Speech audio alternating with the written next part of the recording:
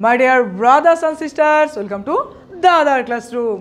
এই ভিডিওতে class 7-এর first unit টেস্টে বাংলা বইয়ের যে প্রশ্নগুলো তোমার পরীক্ষার জন্য মোস্ট ইম্পর্টেন্ট, যে প্রশ্নগুলো তোমার পরীক্ষায় সবথেকে বেশি আসার চান্স রয়েছে, তার একটি সুন্দর বৈভিত্তিক সাজেশনে আলোচনা করব। দ্য আদার ক্লাসরুমের ম্যাক্সিমাম স্টুডেন্টরা কিন্তু খুব ভালো রেজাল্ট করে, তার কারণ হচ্ছে তারা বৈভিত্তিক সাজেশন ফলো করে। আমি চাইবো তুমিও বৈভিত্তিক সাজেশন ফলো করো এবং একটা বেটার রেজাল্ট তৈরি করো। আমি চাই এই পরীক্ষায় তোমার রোল নাম্বার আগাক বা তুমি আরও বেশি স্কোর করো। চলো তাহলে শুরু করছি ক্লাস 7-এর ফার্স্ট ইউনিট টেস্টের মোস্ট ইম্পর্টেন্ট বইভিত্তিক সাজেশন নিয়ে আলোচনা। তোমাদের ক্লাসের প্রত্যেকটা সাবজেক্টের বইভিত্তিক সাজেশন চলে আসবে, অবশ্যই সেগুলো ফলো করো। দেখো, পুরাতন ইয়ারে যে সমস্ত স্টুডেন্টরা রয়েছে, ম্যাক্সিমাম যারা ভালো রেজাল্ট করছে তারা সবাই কিন্তু দাদার ক্লাসরুমের স্টুডেন্ট। তো তুমিও যেহেতু দাদার ক্লাসরুমের স্টুডেন্ট, তাই তোমারও কিন্তু একটা ভালো রেজাল্ট করতেই হবে, তোমারও কিন্তু একটা বেটার নাম্বার পেতে হবে। চলো শুরু করছি ক্লাস 7-এর বাংলা সাজেশন নিয়ে আলোচনা। পেজ নাম্বার 150 বের করো। আমরা প্রত্যেকটা টপিক ধরে ধরে দেখবো যে কোথায় কোন প্রশ্নগুলো ইম্পর্টেন্ট রয়েছে, আর সেগুলো সবগুলো আমরা কমপ্লিট করব এবং একটা বেটার রেজাল্ট কিন্তু আমরা তৈরি করবো। 150 বের করো। এখানে দেখো আমাদের সিলেবাসে বলা আছে, বাংলা বইয়ের একদম লাস্টের দিকে দেখো 150 পৃষ্ঠা রয়েছে। তো দেখো প্রথম ইউনিট টেস্ট আমাদের কী রয়েছে, ছন্দে শুধু কান রাখো, পাগলা গণেশ, বঙ্গবন্ধুর প্রতি মাতৃভাষা, এখান থেকে শুরু করে একদম কুতুব মিনারের কথা পর্যন্ত থাকবে। আর মাকু থেকে 1 এবং 2 অধ্যায় ভাষা চর্চার জন্য দেখো বাংলা ভাষার শব্দ। মাকুর ইম্পর্টেন্ট সাজেশন দেওয়া আছে, অবশ্যই সেটা ফলো করো। আর ভাষা চর্চার থেকেও আমি সাজেশন দিয়ে দেবো, একদম কমপ্লিট সাজেশন দেবো, যেন তুমি সেই সাজেশনটা ফলো করে তোমার রোল নাম্বার যেন আগায়। প্রত্যেকটা টপিক ধরে ধরে কিন্তু এবার আমরা সাজেশনে আলোচনা করব। এবার প্রথমতই ছন্দে শুধু কান রাখো, এখানকার কোন প্রশ্নগুলো পরীক্ষায় সবথেকে বেশি আসে চলো দেখে নেই। ছন্দে শুধু কান রাখো, অজিত দত্তের লেখা খুব সুন্দর একটি কবিতা। দেখা বলেছে, মন্দ কথায় মন দিও না, ছন্দে শুধু কান রাখো। মানে আমাদের সামনে না অনেক লোক অনেক খারাপ কথা বলতে পারে, মন্দ বলতে খারাপ, সেই সমস্ত কথাতে না মন দেওয়া যাবে না, সেগুলো শোনা যাবে না, কারণ শুনলে পরেই তোমার ক্ষতি হবে, তাই না? বলছে, দ্বন্দ্ব ফুলে মন না দিলে ছন্দ সোজা নাই যায় না কো। ছন্দ আছে ঝড় বাদলে, ছন্দ আছে জ্যোৎস্নাতে। যেখানে ঝগড়াঝাটি হচ্ছে, দ্বন্দ্ব হচ্ছে, সেখানে মন না দেওয়াই ভালো, দিলে পরেই তো আমাদের ক্ষতি হবে। সে সমস্ত ছন্দ আমাদের দরকার নেই। ছন্দ আছে ঝড় বাদলে, ছন্দ আছে জ্যোৎস্নাতে, মানে এই ছন্দটা সব জায়গায় কিন্তু কবি লক্ষ্য করছেন।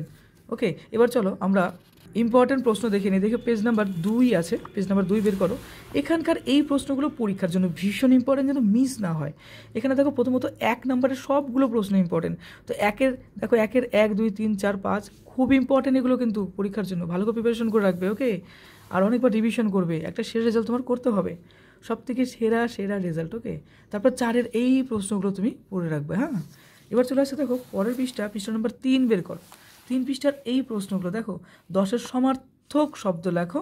11তে দেখো শব্দ যেগুলোর পার্থক্য আছে, অর্থ পার্থক্য। আর এই যে 15-এর এখানে দেখো 4টে প্রশ্ন আছে, এগুলো পরীক্ষায় আসা প্রশ্ন।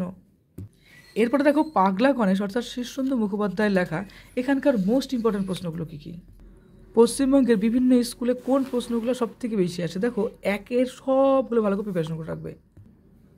এরপরে 2-এর 1 নাম্বার, 2-এর 4 নাম্বার, 2-এর 5 নাম্বার, এই 2-এর 5 নাম্বারটা মোস্ট ইম্পর্টেন্ট এবং 2-এর 1 নাম্বারও মোস্ট ইম্পর্টেন্ট। 2-এর 6, 7 আর 2-এর 8, 2-এর 9। এরপরে পরের পৃষ্ঠা চলে আসো, দেখো 11 নম্বর পৃষ্ঠা। 11 নম্বর পৃষ্ঠাতে লক্ষ্য করবে, একদম এখানে দেখো 6-এর সন্ধি বিচ্ছেদ, অবশ্যই প্র্যাকটিস করো। 7-এ দেখো সমার্থক শব্দ রয়েছে, বঙ্গভূমির প্রতি মাইকেল মধুসূদন দত্তের লেখা। এখানকার ইম্পর্টেন্ট প্রশ্ন হিসাবে দেখো 13 নম্বর পৃষ্ঠাতে পেয়ে যাবে 1-এর 1, 2 এবং 2-এর ক্ষেত্রে 2-এর 1 এবং 2-এর 2টা মোস্ট ইম্পর্টেন্ট। এরপরে 6-এর আছে দেখো বিপরীত শব্দ লেখো। পেজ নাম্বার 19-এর কোন প্রশ্নগুলো ইম্পর্টেন্ট, দেখো 8-এর যে প্রশ্ন রয়েছে, 8-এর ক্ষেত্রে বলতে 10-এর 1 নাম্বার, তারপর 10-এর 4, 10-এর 5, 10-এর 7, 10-এর 8। এর মধ্যে মোস্ট ইম্পর্টেন্ট দেখো 10-এর 4, 10-এর 7, 10-এর 8। আর 9-এর ব্যাখ্যার ক্ষেত্রে আমরা দেখো এখানে 11-এর 2 যেটা রয়েছে সেটা কমপ্লিট করবে। আর 10-এর ক্ষেত্রে দেখো 10-এর 2 কবিতাটির নামকরণের সার্থকতা বিচার করো। আর 20 নম্বর পৃষ্ঠা বের করো। দেখো 20 নম্বর পৃষ্ঠাতে এই দেখো 20 নম্বর পৃষ্ঠা, পেজ নাম্বার 20। এখানে তোর সময় শর্ট প্রশ্ন কিন্তু 2-1টা করে, তাই এটা একটু রিডিং করে জানিয়ে রাখবে, একটু ভালো হবে। রামকিঙ্কর বেইজের লেখা আত্মকথা, এখানকার ইম্পর্টেন্ট প্রশ্ন 26 পৃষ্ঠায় পেয়ে যাবে।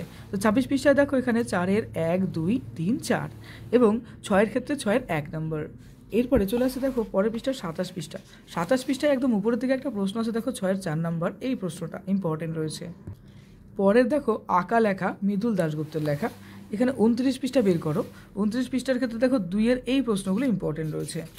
এরপরে চলে আসছে আমরা পরের পৃষ্ঠা 30 পৃষ্ঠা। দেখো 30 পৃষ্ঠার এই যে প্রশ্ন রয়েছে 6-এর প্রশ্ন, অবশ্যই প্র্যাকটিস করবে। আর 8 নম্বরে যে প্রশ্ন রয়েছে, আর তার পাশাপাশি 10-এর এগুলো সবগুলো শর্ট প্রশ্ন, আর এগুলো খুব আসে পরীক্ষায়, তো সবগুলো ভালো করে প্র্যাকটিস করে রাখবে। এরপরে চলে আসে পৃষ্ঠা নাম্বার 31 অর্থাৎ 31 পেজের এই প্রশ্নগুলো। দেখো 11 2 নম্বর, 11 3 নম্বর এবং 11 4 নম্বর সব থেকে বেশি ইম্পর্টেন্ট। 11 5, 11 6, আর এদিকে 12 একটাই মাত্র পড়তে হবে, 12 1 নম্বরটা। খোকনের প্রথম ছবি বনফুলের লেখা, পেজ নাম্বার 35 বের করো। 35 পেজের এক্ষেত্রে 2-এর প্রশ্ন, আর 3-এর 1, 3-এর 2, 3-এর 3, 3-এর 3 নম্বরটা মোস্ট ইম্পর্টেন্ট। 36 পেজ, 36 পেজ বের করো। 36 পেজের 8 নম্বর প্রশ্নটা ভীষণ ইম্পর্টেন্ট, 9 নম্বরটা ভীষণ ইম্পর্টেন্ট, 11 নম্বর মোটামুটি এবং 13 নম্বরও ভীষণ ইম্পর্টেন্ট। কুতুব মিনারের কথা সৈয়দ মুস্তফা আলীর লেখা, পেজ নাম্বার 6 বের করো। পেজ নাম্বার 6 দেখো, এখানে একদম উপরের দিকে পাবে 1-এর প্রশ্নগুলো, শর্ট প্রশ্ন অবশ্যই পড়ো। তারপরে 3-এর ক্ষেত্রে 3-এর 1 নম্বর, ওকে। এবার দেখো ভাষা চর্চা থেকে রয়েছে বাংলা ভাষার শব্দ। চলো ভাষা চর্চা বইটা বের করো। এই যে তোমাদের ভাষা চর্চা বই, একদম কমপ্লিট সলিউশন দেবো, ওকে। কমপ্লিট সাজেশন দেবো এবং সেই সাজেশনগুলো কভার করবে প্রত্যেকটা সাবজেক্ট ধরে ধরে, ওকে। ব্যাকরণ বইতে দেখো আছে বাংলা ভাষার শব্দ, পৃষ্ঠা নাম্বার 1। এখানকার কোন প্রশ্নগুলো ইম্পর্টেন্ট চলো দেখে নিই। দেখো এখানে উদাহরণ কিন্তু পরীক্ষায় দেয়। কিভাবে দেয়, যে ধামা, ঢোল, মাঠ, ঝাঁটা, খোপা, টোপর এগুলো কোন ধরনের শব্দ, আমাদের লিখতে হবে খাঁটি বা দেশি শব্দ। তো উদাহরণ দেয়, অবশ্যই প্র্যাকটিস করে রাখবে।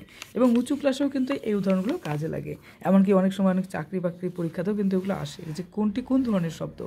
এরপরে নেক্সট পেজ দেখো, পৃষ্ঠা নাম্বার 3-এ রয়েছে তৎসম শব্দ কাকে বলে। এখানে শব্দটার সংজ্ঞা রয়েছে, অবশ্যই পড়বে এবং তার পাশাপাশি কিছু উদাহরণগুলো পড়ে রাখবে। পরীক্ষা অনেক সময় দেয় যে তদ্ভব শব্দ কাকে বলে, তো এই সংজ্ঞাটাও পড়ে রাখবে।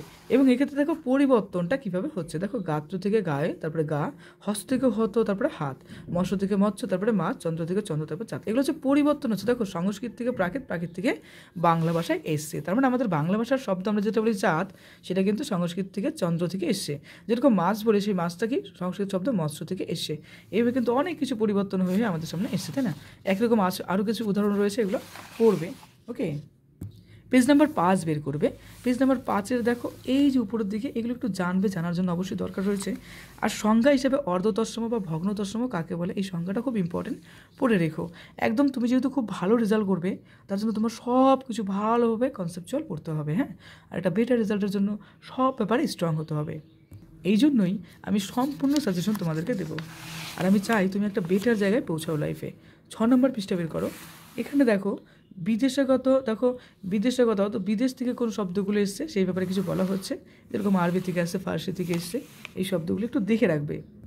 তারপরে পর্তুগিজ, ওলন্দাজ, তুর্কি সব ব্যাপারে আমাদের নলেজ রাখতে হবে, তাই না? নলেজ না রাখলে আমাদেরকে মানুষ কিন্তু ভ্যালুই দিবে না, বলবে কেমন স্টুডেন্ট, ফার্স্ট কিন্তু পড়াশোনায় পারে না, বা রোল নাম্বার 10 5, তোমার তো নলেজ নেই, এরকম বলবে। তার জন্য সব ব্যাপার আমরা একটু পড়ে পড়ে রাখবো। পৃষ্ঠা নাম্বার 8 বের করো। 8 নম্বর পৃষ্ঠার উপরে দিকে বলা হচ্ছে মিশ্র শব্দ কী। তো মিশ্র শব্দের সংজ্ঞাটা পড়ে রাখবে। এবং মিশ্র শব্দ কীভাবে হচ্ছে, দেখো দুটো শব্দ, সেটা তদ্ভব বা তৎসম হতে পারে, বা অনেক সময় তদ্ভব বা বিদেশি শব্দ হতে পারে। এই যে বিষয়গুলো না, এগুলো মিশে মিশে কিন্তু মিশ্র শব্দ তৈরি হয়। অনেক সময় বিদেশি শব্দ হতে পারে, বিদেশি তদ্ভব শব্দ হতে পারে, এগুলো মিশেই কিন্তু আমাদের মিশ্র শব্দ তৈরি করে। তো এই ব্যাপারগুলো এখানে সুন্দর ব্যাখ্যার মাধ্যমে রয়েছে, অবশ্যই পড়বে। আর ইম্পর্টেন্ট বলতে মিশ্র শব্দটা একটু জানো, এটা পরীক্ষায় খুব কমই আসে, পড়ে রাখো, একদম সোজা। দুটো ভাষার মিশ্রণে মিশ্র শব্দ, যেগুলো স্টার করা সেগুলো কিন্তু ইম্পর্টেন্ট, বুঝলে? এবার পরীক্ষার জন্য মোটিভেশন, লাস্ট মোটিভেশন দেখো পরীক্ষার জন্য।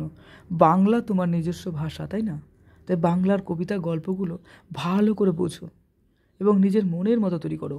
পরীক্ষায় যাই আসুক, সেই গল্প কবিতা রিলেটেড তুমি যা পারছো মনের আবেগ দিয়ে, সুন্দর সুন্দর ভাষা দিয়ে, সেই যুক্তি দিয়ে, লজিক দিয়ে লিখে দিয়ে আসো। প্রত্যেকটা প্রশ্ন লিখে দিয়ে আসো, কোনো প্রশ্ন ছেড়ো না, যা পারছো চেষ্টা করো।